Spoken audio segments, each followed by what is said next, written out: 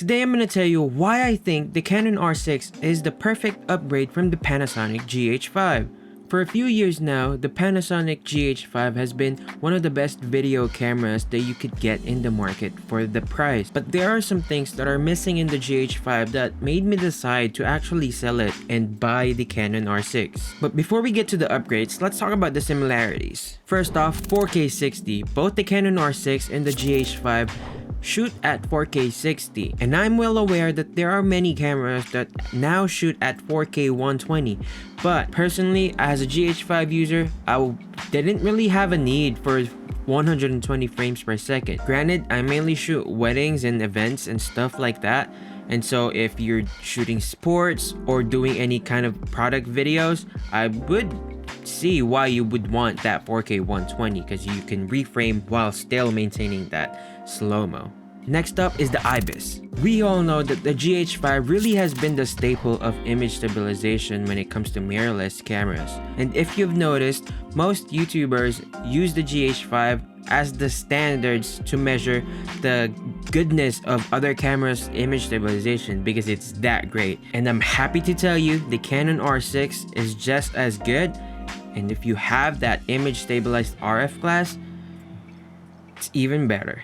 Third is the flip screen. Well, that's subjective because not everybody wants flip screen for some reason. I don't really know why. Let me know in the comments why people hate flip screen so much. Another thing that's really familiar from the GH5 on the Canon R6 is the beefy grip. It just really feels good to hold on your hands. Just like the GH5, as it also has a really beefier grip. I would actually say the GH5 is a little bit better when it comes to the grip. And that's saying a lot as this is a Canon full frame camera. Before I actually used the GH5, I was using a Sony a6500, and coming from the a6500 to the GH5, I was just mind blown with how different it felt holding a GH5 and how much more professional of a body it is. But some people prefer having smaller cameras, so we can't really take that away from them. And then the last similarity is most cameras now shoot 10-bit, but the GH5 has been doing it since decades ago. It feels like the GH5 is that old. The Canon R6 also shoots 10-bit not only at 4K 24 or 4K 30 like the GH5, this does it at 4K 60. However, the Canon R6 only does 10-bit in C-Log, not in your natural, neutral, standard profile pictures. More info on that later. Alright, now we've covered the similarities, now let's talk about the upgrades. What really makes the R6 an upgrade from the GH5? First off, Canon colors, bro. I'm just kidding.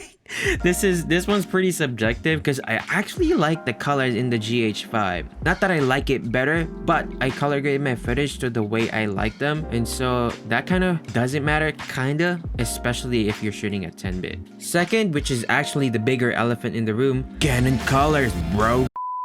The Canon R6 is full frame. Shallow depth of field. I know that people are gonna be like, but we have speed boosters and we have the 18 to 35 Sigma.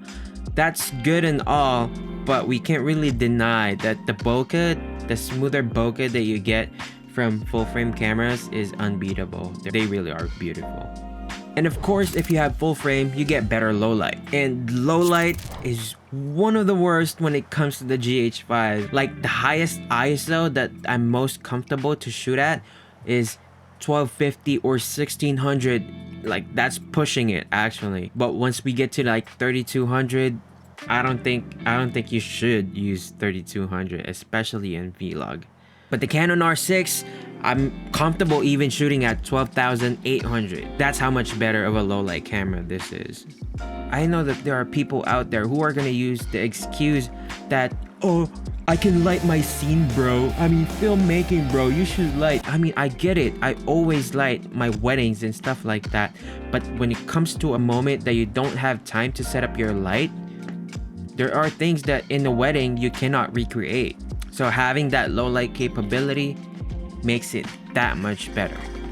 Another upgrade, though I think this is just really minimal, but when you take off the lens on the R6 or any other R cameras except the RP, that sensor is covered, and I think that's an upgrade. You can only imagine how useful this is, especially if you're shooting on primes and you're at a wedding. You're probably switching lenses all the time. Unless you're rich and you have like multiple bodies, you switch bodies instead of lenses. Okay, weird flex. And then the upgrade, we talked about it earlier, 4K 60 at 10-bit. But one thing that we didn't talk about is that the GH5 shoots at 1080p up to 180 frames per second. The Canon R6 only shoots up to 120 frames per second in 1080p, but it does it at 10-bit, which is, I think, is insanely useful, especially that the R6's 1080p is crazy good, better than the R5. Check out the other YouTube videos that's out there. It's mind-blowing. And if you're sneaky, you can probably upscale it to 4K and most people wouldn't notice when you cut to it. The GH5's horrible autofocus has been one of the reasons why people, most especially beginners, don't want to switch to the GH5. And I've gotten so used to manual focusing using the GH5, which actually I think is a pro because now I'm so comfortable manual focusing. But having that reliable autofocus that the R6 has been a tremendous help and time saver for me, especially when filming these videos. But in a professional shoot where you specifically need to focus at one point, manual focusing is still gonna be a lot better, especially if you're good at it. But if not, autofocus is amazing on the R6. This upgrade, I put it towards the end because I think this is not gonna apply to everyone, but if you're able to get RF glass, dude, the lenses that Canon has been putting out has been insanely good, and especially this 24-70, it's a focal length where you could use it pretty much anywhere for any kind of shoot. And it's IS. Combine that with the amazing image stabilization in the body, it's game over. It's GG's, bro. But if you can't afford it, there are plenty of lenses that are also amazing, especially from Sigma, and you can just adapt them into the R6 if you could find an adapter, especially nowadays. They're overpriced. The actual reason why I made the decision to sell my GH5 and buy the Canon R6 was this is a photo beast. Like, it's a photo beast. I'm talking about beast. Like, not Mr. Beast, but beast.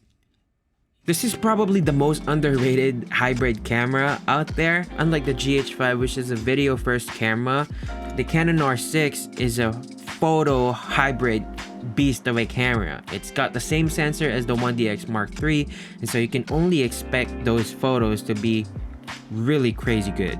Well, if I'm a filmmaker and if I wanted to take photos, the GH5 takes photos. Well, not as good as the R6. As an event videographer, since the pandemic, the business has been affected tremendously as most events that I booked last year were canceled. And it was much easier for me as a freelancer to book clients for photos. And so I decided I should invest in a photo camera. Well, why didn't you switch to Sony a7S III, you say? Though the a7S III is a beast of a video camera, it's actually insane. I actually considered that. But my conscience was telling me that if I was charging that much money and I'm only delivering 12 megapixel photos, I didn't think it was fair. Mind you, they probably wouldn't notice that they were 12 megapixel cameras, but inside me, I just felt like it wasn't fair. So why exactly do I think that the R6 is the perfect upgrade for the GH5? Well, you probably own the GH5 for its IBIS, you probably own the GH5 for its grip, you probably own the GH5 for its crazy good battery life, and you probably own the GH5 for its 10-bit capability. This Canon R6 covers all of that and more. But there are things that I actually hate about this R6, and if you want to hear what I have to say, the things that I hate about the Canon R6 since switching from the GH5, subscribe to my channel because that's the next video. Hopefully you found this video helpful and entertaining. If you received any value from this video, I ask that you consider subscribing and hit that like button so YouTube knows that I know what's up. Although I don't. That should be it for me. Thank you so much. It's been Caldejon. Let's get better together. Peace. Love you. That's so YouTuber. Hey, you gotta like it. I'm sorry, I had to remove my Invisalign. It just makes me speak like a baby.